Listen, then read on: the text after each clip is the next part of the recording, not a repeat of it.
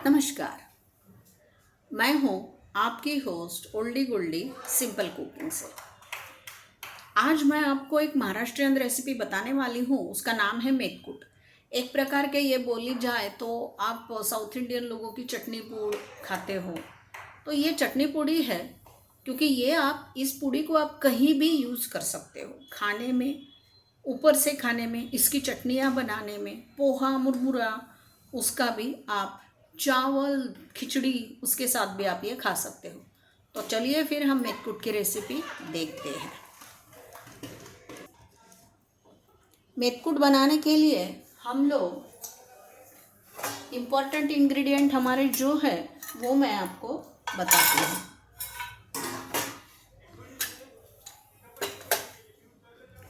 मेथकूट के लिए मैंने जो सामान लिया है वो ये है सामग्री। ये चने की दाल है, ये उड़द की दाल है, ये गेहूं है थोड़ा, और ये चावल है, और ये मूंग की दाल है। तो ये हो गया पूरे मेथकूट के मेन इंग्रेडिएंट। अब हम चलते हैं मेथकूट के मसाले की तरफ। तो मेथकूट का जो मसाला है उस मसाले में हम राई डालते हैं, जीरा डालते हैं, धनिया डालते हैं, फिर उसमें हम डालते हैं लौंग, काली मिर्च, एक कश्मीरी लाल मिर्ची और एक तीखी मिर्ची, और ये सौंठ पाउडर जो घर में बनाई है, ये हींग है, और ये हल्दी। तो चलिए अब हम सब इन मसालों को और दालों को अच्छे से भून लेते हैं। अब हम क्या करेंगे, मैंने क्या किया है, इस कप से मैंने चने की दाल ली है, तो ये अब मैं इसमें डाल रही हूँ। तो एक कप अगर चने की दाल है तो इसकी आधी हमें उड़द की दाल चाहिए, तो ये उससे छोटा कप है, तो ये कप गिन कर मैं उड़द की दाल गिन रही हूँ। मैंने ये गिन ली है, ये एक कप है बराबर। और अभी हम क्या करेंगे, पहले हम चने की दाल भून लेंगे और फिर उड़द मूंग, इस तरीके से हम दालों को भून लेते हैं। और हमारे यहाँ दालें थोड़ी लाल भुनी जाती है, एकदम से हम जैसे सुनहरी नहीं भूनेंगे, थोड़ी लाल हमें दाल चाहिए। सबसे बड़ी बात है, ये हींग, हल्दी और सौंठ को हम नहीं भूनते हैं। तो और सौंठ, और ये मैंने इसमें खड़ा नमक लिया है। तो अब हम इसको नहीं भूनते तो हम क्या करेंगे, उसके अंदर जो कुछ भी है वो कैसा निकलेगा। तो जैसे ही हम ये दाल भून लेते हैं तो ये गरम दाल के ऊपर हम हल्दी, हींग, सौंठ को डाल देते हैं, और फिर वो गरम गरम दाल के भाप से उसमें जो कुछ भी है अगर निकलना मांगता है तो वो निकल जाता है। तो इस तरीके से हम ये मसाले, पाउडर मसाले जो है उसका उपयोग ऐसे करते हैं। तो मैं अभी ये दाल एकदम लाल भूनूंगी, और लाल भुनने के बाद मैं आपको दिखा दूंगी। अब देखिए चना दाल एकदम लाल भुन गई है, चना दाल एकदम लाल हो गई है। ये मैं आपको पास से दिखाती हूँ। और मैंने इसको थाली में निकाल लिया है, और अब मैं इसमें उड़द की दाल डाल रही हूँ। उड़द की दाल को हम अच्छे से भून लेंगे। और अब ये चना दाल पर मैं इतनी जो सौंठ है, सौंठ की पाउडर मैं चना दाल पर डाल रही हूँ। और कलर के लिए बहुत ज़्यादा हल्दी तो नहीं डाली जाती, मेरा हल्दी का चम्मच छोटा है तो मैं ये हल्दी इसके ऊपर डाल रही हूँ। और दूसरा, मेरा ये हींग का चम्मच भी छोटा है। मेरे चम्मच बहुत छोटे छोटे हैं तो मैं एक एक चम्मच ले रही हूँ। आपके घर में जैसा चम्मच है उस हिसाब से आधा, पौना या फिर 1/4 आप करके ले लीजिए। ये देखिए मेरी उड़द की दाल भी अच्छे से लाल हो गई है, वो भी मैं आपको दिखा देती हूँ। इससे ज़्यादा हम इसको भूनेंगे ना तो फिर वो मेथकूट में कड़वाहट आ जाती है। तो अभी हम इसको, ये देखिए, ये हमारी उड़द की दाल अच्छी लाल हो गई है। अब मैं इसको इसके ऊपर डाल देती हूँ। अब मैं उतनी ही मूंग की दाल लूँगी, थोड़ी कम उससे।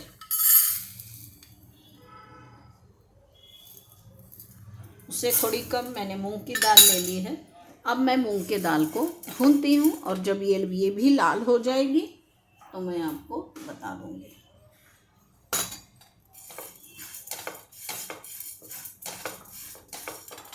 इसे भी ज़्यादा नहीं मतलब खूब काला काला नहीं भुना जाता है, पर लाल ज़रूर किया जाता है।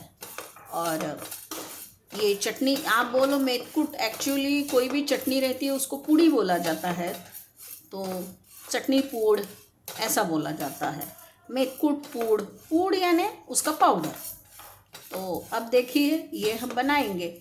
तो आप अगर खिचड़ी बनाते हो तो जब मैं खिचड़ी की रेसिपी या अभी कोई नई खिचड़ी की रेसिपी डालनी पड़ेगी, सादी खिचड़ी की रेसिपी डालनी पड़ेगी, किसी ने रिक्वेस्ट की, तो फिर मैं उसके ऊपर ये सजाने के लिए ज़रूर मेथकूट डालूँगी। तब आप मेरा मेथकूट देख सकते हैं। और मेथकूट की दूसरी उपयोग में आने वाली रेसिपी पोहा मुरमुरा के साथ जो है वो भी मैं डालने वाली हूँ, वो भी आपको दिख जाएगी। तो देखिए अब मेरी उड़द की दाल भी अच्छे से भून गई है, ये देखिए लाल। अब मैं इसको निकाल देती हूँ। अब हमने क्या करना, हम गेहूँ डालेंगे। अब हम इसमें थोड़ा गेहूँ भून कर डाल रहे हैं। गेहूँ 1 चम्मच ही होता है, ज़्यादा नहीं है। गेहूँ पॉपअप होता है, फूटता है।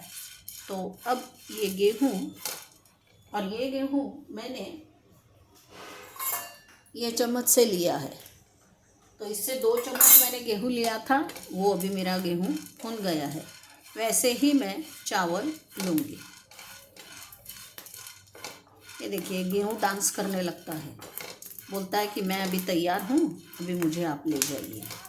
तो ये मेरा गेहूँ फूट कर तैयार हो गया। मैंने गेहूँ भी निकाल दिया। अब जैसे गेहूँ किया था वैसे ये देखिए, ये 2 चम्मच मैं चावल इसमें ले रही हूँ।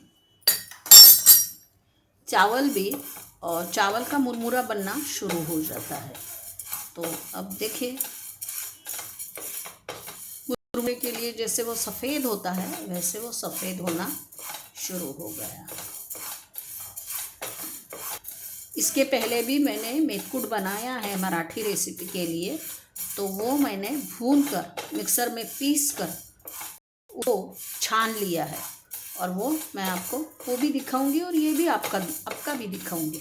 लेकिन पहले इसे हमें ठंडा करना पड़ेगा और हम फिर इसको पीसेंगे। मिक्सर में पीस कर मैं आपको वो पाउडर दिखा दूँगी। क्योंकि गरम इसको पीसने को जाएंगे ना तो बहुत सारी चीज़ें वैसी ही रह जाती, और उसमें बहुत सारी चीज़ें वैसी रहने के कारण फिर वो अच्छा नहीं लगता है। तो अब ये हमारा चावल भी भून कर तैयार हो गया। अब हम सारे मसाले भुनेंगे। मैंने आपको बोला था, तो ये धनिया भुनने को ज़्यादा टाइम लगता है। फिर उसमें जीरा, फिर उसमें राई, ये जो कश्मीरी लाल मिर्च है इसके मैं टुकड़े करके ले लेती हूँ। और फिर ये तीखी 1 मिर्च, मुझे ज़्यादा तीखा पसंद नहीं है। और ये जो मैंने आपको बताया था लौंग,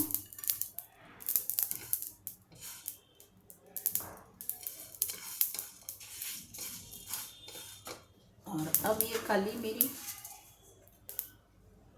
और अब हमारे पास ये जो मेथी है, ये मेथी जब मैं ये गैस बंद कर दूंगी तब मैं इसमें मेथी डालूंगी, और ये मसाले मैं अब उसमें डालकर इसको ठंडा करके पीस के लाऊंगी और आपको दिखाऊंगी। मसालों की खुशबू अभी निकल रही है बाहर। तो और ये सब सिम गैस पे ही मेरा भुनना चल रहा था। देखिए अब ये मेथी मैंने इसमें डाल दी, गैस बंद कर दिया, और ये राई भी तड़क गई, जीरा भी तड़क गया, और अब ये मसाला मैं इसके ऊपर डाल रही हूँ। तो अब हमारे इंग्रेडिएंट्स बहुत तैयार हो गए हैं। तो अब ठंडा होने के बाद हम इसे पीसेंगे मिक्सर में और मैं आपको दिखा दूँगी। अब देखिए, ये हमारा जो मेथकूट है ये तैयार हो गया। ये जो मैंने मेथकूट बनाया है, इसका कलर, इसकी खुशबू बहुत अच्छी आती है और 6 महीना इसे कुछ भी नहीं होता है। ये बिल्कुल सूखी पाउडर जैसा रहता है। तो मैंने आपको बताया है कि सूखी पाउडर को हमारे यहाँ पूड़ बोला जाता है। तो ये मेथकूट की पूड़ हो गई। अब ये मेथकूट आप दही चावल के साथ भी खा सकते हो, खिचड़ी के साथ भी खा सकते हो, और अगर घर में कोई बीमार है तो आप ढीला चावल बनाकर उसके ऊपर मेथकूट और अच्छा घी डालकर उसे खिला सकते हो।